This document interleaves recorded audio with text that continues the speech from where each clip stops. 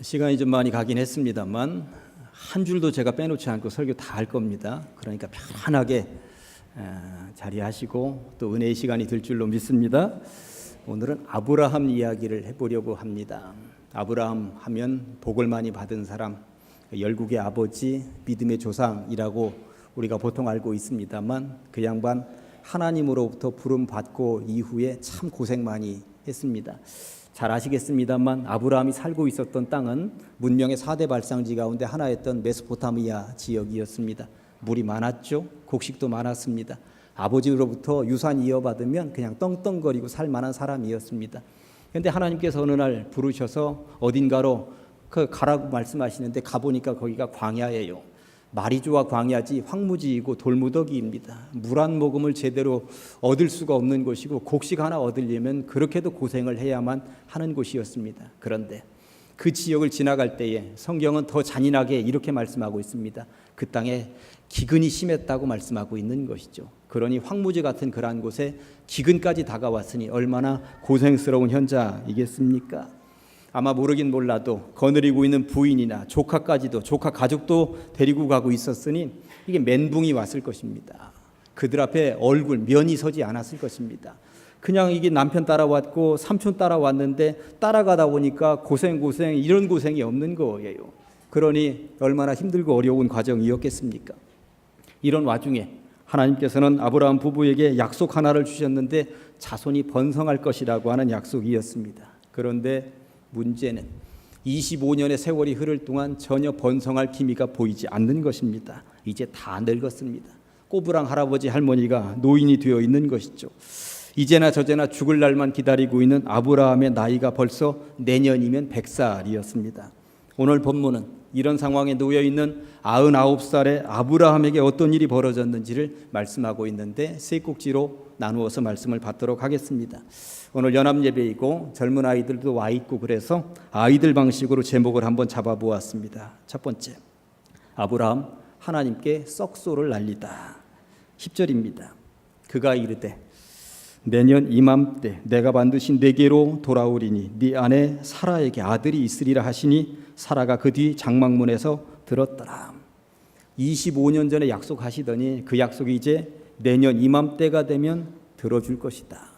25년의 기다림이 완성되는 순간이라고 하는 하나님의 약속 확신, 이 음성을 듣게 되었습니다. 아멘 했어야 맞습니다. 그런데 서둘러서 아멘 소리가 나오지 않는 거예요. 왜냐하면 거듭 말씀드립니다만 지금 99살이고 내년이면 100살입니다. 부인 사라는 90살입니다. 여러분들이 그 상황에 놓여 있다 하더라도 아멘하기 쉽지 않았을 것입니다. 사라가 어떻게 했는지 12절 말씀에 이렇습니다. 사라가 속으로 웃고 이르되 내가 노쇠하였고 내 주인도 늙었으니 내게 무슨 즐거움이 있으리요. 속으로 웃었다. 기뻐서 펄쩍펄쩍 뛰면서 웃었다는 이야기 아닙니다. 비웃었다. 씩 하고 그냥 쓴 웃음을 날렸다. 아이들 말로 썩소를 날렸다는 이야기인 것입니다. 그런데 문제는 아브라함의 부인 사라에게만 있었던 것이 아닙니다. 원래 아브라함에게도 한 말씀 주셨는데 아브라함도 웃었습니다. 오늘 우리가 창세기 18장을 읽고 있습니다만 창세기 17장에는 하나님께서 아브라함에게 나타나셔서 약속의 말씀을 한 번 미리 말씀하셨던 적이 있습니다. 창세기 17장 16절에 보니까 내가 사라에게 복을 주어 그가 내게 아들을 낳아주게 하며 내가 그에게 복을 주어 그를 여러 민족의 어머니가 되게 하리니 민족의 여러 왕이 그에게서 날 것이라고 말씀하셨는데 아브라함이 이때 아멘 해야 되는데 아멘 하지 못합니다. 우리에게 믿음의 조상이라고 알려져 있는 인물 아브라함이 아멘 하지 못하는 것입니다. 뒤에 이어지는 본문 17절 말씀은 이렇습니다. 아브라함이 엎드려 웃으며 마음속으로 이르되 100세 된 사람이 어찌 자식을 낳을까? 사라는 90세니 어찌 출산하리요? 아멘 했어야 하는 아브라함이 뭐라고 말을 합니까? 하나님 참 너무하십니다. 100살에 무슨 아이입니까? 90살에 어떻게 아이를 낳습니까? 그러면서 웃었다는 것입니다. 비웃음, 쓴웃음, 아이들의 말로 썩소를 하나님께 날렸다는 것입니다. 하나님 말이 됩니까? 말도 안 되는 소리 하지 마십시오. 농담하시는 거죠? 그랬다는 거죠. 이런 웃음이 나오는 이유는 정말 하나님께서는 말도 안 되는 이야기를 인간들에게 던져주고 계시기 때문에 그런 것입니다. 믿음의 조상 아브라함도 도저히 믿어지지가 않았다고 하는 것이죠. 그런데 성경을 읽어보면 도저히 믿을 수가 없는, 썩소를 날릴 수밖에 없는 그러한 일들이 무궁무진하게 포진하고 있다는 사실을 여러분들은 아십니까? 요셉이라고 하는 인물이 있었습니다. 야곱의 12명의 아들 가운데 11번째 아들이었습니다. 거의 꼬드바리입니다. 어디 하나 명함을 내밀 수 있는 인물이 아니었습니다. 그런데 하나님께서 그 요셉에게 꿈을 보여주셨죠. 해와 달과 별들이 너에게 절을 할 것이다. 이 꿈을 보여주셨습니다. 꿈 이야기를 형들에게, 아버지에게 했습니다. 전부 다 비웃었습니다. 물론 그 꿈을 꾸자마자 요셉이 내가 13년이 흘러가면 애굽 나라의 총리가 될 것이다, 이거 깨닫지 못했습니다. 그 당시만 해도 그냥 그 꿈을 꾸고 좋은 일이 있는가 보다 이 생각만 했지 그 꿈의 내용은 알지 못했죠. 그런데 만약에 하나님이 요셉에게 그 꿈을 보여주시면서 이 꿈의 내용이 뭔지 아느냐, 내가 해석해 줄까? 앞으로 네가 13년 후에는 네가 애굽 나라의 총리가 될 거야 라고 말씀을 하셨더라면 제가 알기에 요셉도 웃었을 것입니다. 하나님 말이 됩니까? 애굽은 당시에 근동에서 최고 강대국이고 지금 요셉의 집안은 지금 목동입니다. 목동. 어디 집도 제대로 없이 텐트 치고 사는 목동이에요. 그냥 옮겨 다니면서 살고 있는 목동입니다. 그런데 그 목동이 애굽 나라의 총리가 된다고 하는 것, 이것은 썩소를 날릴 수밖에 없는 상황이었다고 하는 것입니다. 하나님께서 미디안 광야에서 양을 치며 니나노 지내고 있는 80세 노인을 불렀습니다. 모세였습니다. 너 애굽으로 가야 되겠다. 가서 이스라엘 백성들을 이끌고 나와야 되겠다. 모세는 비웃었습니다. 말이 되느냐고. 강대국입니다. 나는 지금 여기 미디안 광야에서 양치고 있는 노인입니다. 80입니다. 다 늙었습니다. 말이 됩니까? 말이 됩니까? 어떻게 애굽에 가서 그 백성들을 이끌어냅니까? 그 나라 왕이 나 같은 목동을 만나주기나 한답니까? 있을 수 없는 일입니다. 어떻게 가능한 일입니까? 비웃었습니다. 다윗이 왕이 된다 할 때도 마찬가지였습니다. 시골 촌뜨기였습니다. 양이나 치고 있는 무지랭이였습니다. 한 집안의 8번째 아들, 막내 아들이었습니다. 막내는 사람 수에도 제대로 들지 못하던 시대였습니다. 그런데 뭐라고 합니까? 네가 왕이 될 것이다. 이 소리를 듣고 아마 다 비웃었을 것입니다. 말이 안 되기 때문에 그렇습니다. 그런데 여러분 한번 어른들, 인생을 5, 60년, 6, 70년 사셨던 어른들 한번 상상을 해보십시다. 저도 어린 시절 초가집에서 살았습니다. 그런데 초가집에서 살던 시절에 전기가 겨우 집집마다 들어올까 말까 하고 라디오가 집에 이제 이 벽에 붙어 있었던 시절에 TV가 없어가지고 TV 남의 집에 보러 가던 그 시절에 어느 정도 세월이 흐르면 너는 승용차를 몰고 다니고 아파트에서 살 것이며 손에는 스마트폰을 들고 다닐 것이다. 그리고 번듯한 직장에 다닐 것이고 이런 문명의 혜택을 볼 것이다. 얘기하면 다 웃었을 것입니다. 말이 안 되는 소리죠. 말이 되는 소리입니까? 어떻게 내가 승용차를 몰고 다니고 내가 그 삐까번쩍한 아파트에서 살고 손에는 전화기를 들고 다닌다니, 컴퓨터를 들고 다닌다니, 이게 말이 되는 소리입니까? 전부 다 비웃었을 것입니다. 말도 안 되는 세상이라고 얘기했을 것입니다. 그런데 지금 되지 않았습니까? 김상인 목사님이 은퇴하시기 2, 3년 남겨놓았을 때였습니다. 노예에 가서 목사님들 몇 분하고 대화를 나누는데 어느 목사님, 선배 목사님이 김상인 목사님 은퇴할 때 다 되셨죠? 그러는 거예요. 그래서 한 2, 3년 남으셨을 거예요. 그랬더니 그 선배 목사님이 소 목사가 가장 제일교회 이어받으면 되겠네 그러시더라고요. 그때 제가 웃었습니다. 말이 됩니까? 말도 안 되는 소리 하지 마세요. 저는 그때 가장 제일교회 김상인 목사님이 은퇴하신 이후에 은퇴식을 보고 떠날까? 아니면 은퇴하시기 전에 미리 떠나드리는 것이 예의일까? 이것 가지고 기도하고 있었습니다. 저는 가장제일교회 담임이라고 하는 담자도 생각하지 않고 있었습니다. 그 목사님이 그렇게 얘기하실 때 저는 웃었습니다. 썩소를 날렸습니다. 근데 지금 여기에 와 있는 거예요. 여기 와 있는 것입니다. 연합예배이니까 여러분들 주변에 아이들이 있을 것입니다. 저 아이들의 꿈은 썩소로부터 시작이 될지도 모릅니다. 저 아이들이 뭐가 될지 어떻게 압니까? 저 아이들은 놀랍게 큰 인물들이 될 것이라고 하는 것 하나님의 계획 가운데 있는데 우리들은 설마 거기까지 가겠는가 하면서 하나님의 엄청난 꿈을 축소하면서 살아가고 있는 것은 아니겠는가. 비웃으면서 쓴웃음 날리면서 설마 그렇게까지 되겠습니까? 하고 있는 것은 아니겠는가. 저렇게도 어린데 저렇게도 말썽을 부리는데 온갖 문제투성이인데 아브라함도 부인 사라도 하나님의 계획이 처음에는 썩소를 날렸습니다. 그런데 하나님은 그들의 비웃음이 있었지만 당신의 할 일을 다 이루어 가셨다고 하는 것입니다. 그러고 보니 하나님의 계획은, 우리를 향한 하나님의 계획은 엄청난 것이고 우리들은 사람의 생각, 내 생각에 갇혀서 살아갈 때가 있는 것이구나 하는 생각을 해보았습니다. 그런데 아브라함 부부에게는 특별한 재주가 하나 있었는데 저는 그 재주, 이것을 품성이라고 할까요? 오늘 그 이야기를 덧붙여서 해보려고 하는 것입니다. 무엇이었을까요? 친절입니다. 두 번째 제목을 아브라함의 친절, 부지 중에 하나님을 대접하다. 오늘 본문 앞부분에 보면 아브라함의 친절이 나옵니다. 친절이라고 하는 말이 나는 우리말인 줄 알았더니 이게 한문이더라고요. 사전적인 의미로는 매우 친근하고 다정하다는 뜻입니다. 아브라함은 어떤 면에서 친절했을까요? 오늘 본문을 보니 일면식도 없는 세 사람이 저쪽에서 걸어오는데 이들에 대한 예의를 갖추어서 그들을 대접하는데 이게 보통 대접 수준이 아닙니다.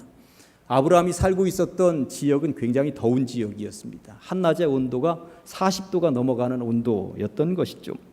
그런 지역에서 살고 있었던 아브라함이 집 앞에 나와서 그늘에 앉아 있었다는 거예요. 99살입니다. 늙은 나이입니다. 부자였기 때문에 종들이 나가서 양을 치고 있었을 것입니다.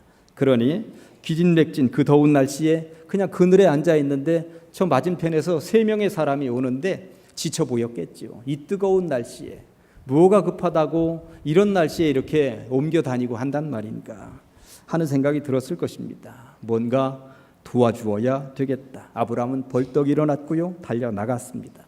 1절과 2절 말씀해 보니까 여호와께서 마므레의 상수리 나무들이 있는 곳에서 아브라함에게 나타나시니라. 날이 뜨거울 때에 그가 장막문에 앉아있다가 눈을 들어본 적 사람 셋이 맞은편에 서 있는지라. 그가 그들을 보자 곧 장막문에서 달려나가 영접하며 몸을 땅에 굽혔다고 말씀하고 있습니다. 좀 과해 보이지 않습니까? 손님 대접치고는 너무 과해 보이지 않습니까?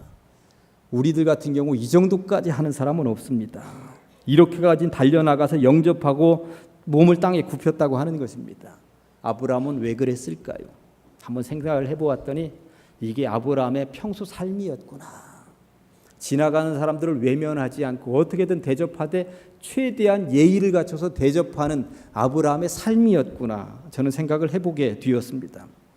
아브라함은 이들에게 최선을 다했습니다. 부인 사라에게 말을 합니다. 여보 빨리 빵을 좀 만들어 오십시오. 하인들에게 말을 합니다. 가서 가장 살찌고 기름진 송아지로 잡아 가지고 와라. 서둘러라. 그리고 그들 앞에 차려놓았고 그들이 풍성하게 먹을 수 있도록 대접을 했다고 성경에 말씀하고 있습니다. 저는 우리 크리스찬들이 친절했으면 좋겠습니다. 이 앞에 있는 버스 기사들에게, 택시 기사들에게, 지나가는 사람들에게 정말 친절했으면 좋겠습니다. 누가복음에 보면 친절하게 하되 누군가를 대접하되 되돌려 받을 수 없는 사람들에게 최대한 친절을 베풀라고 예수님께서 말씀하고 있습니다. 내가 샀으니 너도 한번 사야지. 이런 사람들에게 대접하는 것보다 내가 한번 샀는데 전혀 나에게 되돌려 줄 수 없는 여건에 있는 사람들에게 대접하라고 하는 것입니다. 아브라함이 지금 그러고 있는 거예요. 지나가는 손님입니다. 지나가면 다시 오지 않을 수도 있는, 다시는 평생 만나지 못할 사람일 수도 있습니다. 그런데 최대한 예의를 갖추고 있더라라고 하는 것입니다. 상대방과 통화를 하는데 이 통화 시간이 어떻게 달라지는지 연구를 한 사람이 있어요. 어떤 결혼을 하지 않은 사내가 한 명 있었습니다. 총각이라고 한번 해보겠습니다. 이 총각의 인생 삶을 통해서 통한 유형을 한번 보았더니 이 총각이 남자들끼리, 사내들끼리 통화를 할 때는 전화 걸고 나서 끊을 때까지 조사해 보았더니 59초더랍니다. 그런데 이 총각이 어머니하고 통화할 때는 50초로 줄어들더랍니다. 그 이 총각이 아버지하고 통화할 때는 30초로 주로 들더라고 하는 거예요. 그런데 이 총각에게 어느 날 여자친구가 생겼습니다. 통화 시간이 생각보다 길어졌습니다. 1시간 23분 59초로 길어지더라고 하는 것이에요. 그런데 이 총각이 이 여자친구하고 결혼했습니다. 그리고 10년의 세월이 흘렀습니다. 10년의 세월이 흐른 이후에 이 사내가 부인하고 통화하는데 통화 시간이 10초. 10년 만에 1시간 23분 59초에서 10초로 줄어드는 거예요. 여자분들 공감하시죠? 사내들이 그렇게 다 변하는 거예요. 그런데 이 부인이 남편에게 전화를 걸면 어쩜 그렇게도 남편은 전화를 안 받는지 모릅니다. 퇴근해서 집에 와서 보면 부인이 남편에게 걸었었던 부재중 전화 14통이 남겨 있더라고 하는 것입니다. 왜 이런 일들이 발생을 하는가? 살면서 상대방에 대한 친근 정도나 다정 정도가 사라지기 때문에 그렇습니다. 그렇게 친절할 필요성을 이제는 더 이상 느끼지 못하는 것이죠. 그런데 아브라함은 세월이 가도 99살이 되어서 다 늙은 나이에도 누군가로부터 대접만 받고 살아도 될 나이에 그는 평소에 몸에 밴 그 친절, 이것을 온몸으로 실천하면서 살아가고 있는데, 여러분들 성경 어떻게 보셨습니까? 6절에 보니까 아브라함이 급히 장막으로 가서, 이 준비시키기 위해서 급히 장막으로 가서, 7절에 보니까 아브라함이 또 가축대 있는 곳으로 달려가서 99살 노인입니다. 급하게 내달렸다고 성경은 분명히 말씀하고 있습니다. 뭘 하기 위해서? 대접하기 위해서. 그들에게 최대한의 정성을 기울여서 대접하기 위해서 그렇게 내달렸다고 성경은 말씀하고 있는 것입니다. 이게 어떻게 가능할까요? 몸에 배어 있기 때문에, 평상시 몸에 배어 있기 때문에 가능했다고 하는 것입니다. 변함이 없는 삶이었다고 하는 것이죠. 아브라함이 받아 누린 복에는 그의 이런 친절도 한몫을 했다고 저는 확신합니다. 하나님께서 평범하게 사는 인생으로 두고 보기에는 너무나도 아까운 덕목을 아브라함은 가지고 있었던 것이 아니겠습니까? 그러다 보니 정말 멋진 땅, 기름진 땅, 물이 많은 땅에서 불러서 광야로 가고 기근이 심한데도 아브라함이 불평했다는 이야기는 하나도 나와 있지 않습니다. 하나님 앞에 최대한 예의를 갖추고 친절하게 자기가 할 수 있는 역할은 최선을 다했었던 그러한 성품이 아브라함에게는 있었던 것이 아니겠습니까? 아무튼 이런 아브라함을 하나님께서는 주목해 보셨던 것이고요, 선택하셨던 것이고요, 그리고 그를 크게 믿음의 조상으로 사용하셨다고 하는 것입니다. 하나님께서 보시기에 아브라함은 우리말로 싹수가 있었던 것입니다. 그런 아브라함이 끝내는 어떻게 만들어 주셨을까요? 세 번째, 끝내는 진짜 웃을 수 있도록 만들어 주셨다 하는 것입니다. 아브라함과 사라는 하나님의 약속을 들은 이후에 처음에는 말도 안 된다 비웃었습니다. 하나님께 썩소를 날렸습니다. 그러나 그럼에도 불구하고 그들의 삶은 여전했습니다. 손님이 오면 최고의 정성을 기울여서 대접할 줄 알았고요, 친절을 베풀 줄 알았습니다. 99의 그 나이든 노인임에도 불구하고 그리했다는 것입니다. 이런 아브라함과 사라에게 하나님께서 귀한 선물을 주셨습니다. 창세기 21장에 보면 아브라함과 사라 부부에게 아들을 낳게 해주셨다고. 그들 부부가 처음에는 쌍으로 비웃었습니다만 하나님께서는 약속대로 아들을 주셨던 것입니다. 그리고 그 이름을 뭐라고? 이삭이라고. 이삭의 뜻이 무엇이에요? 웃음입니다. 웃음.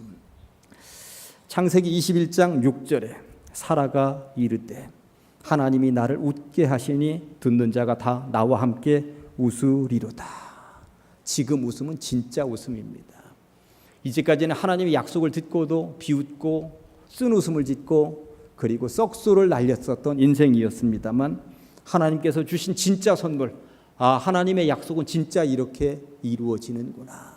그 약속받은 이후에 이삭을 품에 안고 딩가딩가 하면서 하나님이 나로 하여금 진짜 웃게 하시는구나. 이 웃음이 진짜이구나.